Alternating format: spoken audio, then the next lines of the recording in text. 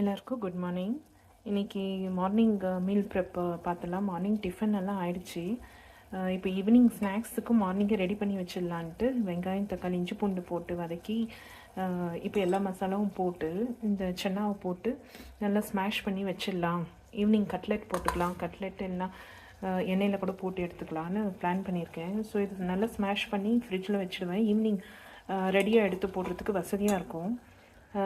எல்லா மசாலானா கரம் மசாலா சென்டர் வந்து எப்போவுமே கரம் மசாலா வச்சுக்குவேன். ஸோ ஈஸியாக புரியணுன்றதுக்காக.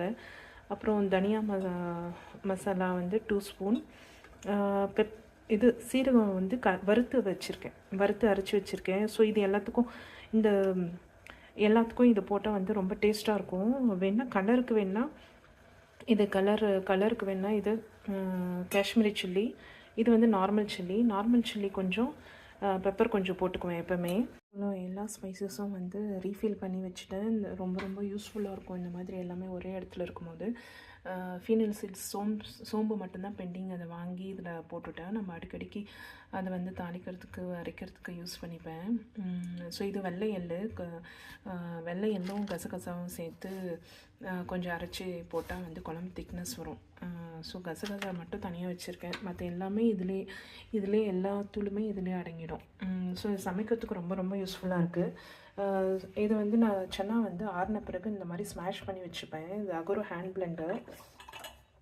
இது வந்து ஜஸ்ட் இப்படி லைட்டாக நீங்கள் ப்ரெஸ் பண்ணால் போதும், ஸ்மாஷ் ஆகிடும். நான் கொஞ்சம் ஒன்று பாதியாக ஸ்மாஷ் பண்ணி வச்சுருக்கேன். இந்த ஹேண்ட் பிளெண்டர் 3 இயர்ஸாக யூஸ் பண்ணுறேன். ரொம்ப ரொம்ப யூஸ்ஃபுல்லாக இருக்கும். இன்னும் ரிப்பேரே ஆகவே இல்லை. இது வந்து நான் வந்து நெய் எடுக்கிறதுக்கு யூஸ் பண்ணுவேன். வெண்ணெயும் நெய்யும். ஸோ 1.5 மாதத்துக்கு ஒரு வாட்டி ஏடெல்லாம் எடுத்து ஒன் டே வந்து வெளியே வச்சு கொஞ்சம் தயிர் ஊற்றி வெளியே வச்சுட்டு ஈவினிங் வந்து இதில் போட்டு பெரிய பாத்திரத்தில் போட்டு இதில் வந்து ஒரு 10 சுற்றினாவே போதும். வெண்ணெய் வந்து வந்துடும். ஹேண்ட் பிளெண்டரில் வெண்ணெய் வந்து கொஞ்சம் கால்வாசி எடுத்து வச்சுட்டு மீதியை வந்து நெய்யாக செஞ்சு வச்சுக்குவேன். இது ரொம்ப ரொம்ப யூஸ்ஃபுல்லாக இருக்குது. வேலை ரொம்ப ஈஸியாக முடிக்க முடியுது.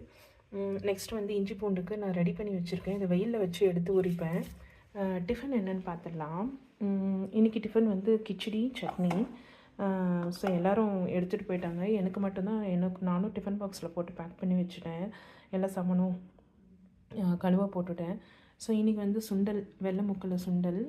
இது வந்து முன்ன ரெடி பண்ணி வச்சுருந்த புளியோதரை மிக்ஸ் ரைஸு பசங்களுக்கு இதை மிக்ஸ் பண்ணி கொடுத்துட்டேன். மீந்தது இந்த மாதிரி மேலே வச்சு சாப்பிட்றதுக்கு சூப்பராக இருக்கும். கொஞ்சம் ஒயிட் ரைஸ் எக்ஸ்ட்ரா இருந்தது. அது வந்து தனியாக வந்து பூண்டு தொக்குக்கு பத்தலைன்னா பூண்டு தொக்கு போட்டு சாப்பிட்டுக்கலான்னு வச்சுருக்கேன். ஸோ இதுதான் இன்னையோட tiffin and lunch menu. Evening ஸ்நாக்ஸ்க்கு சென்னா கட்லெட்டும் ரெடி பண்ணி வச்சுட்டேன். ஃப்ரிட்ஜில் வச்சுட்டா வேலை முடிஞ்சிடும். Good day for you guys.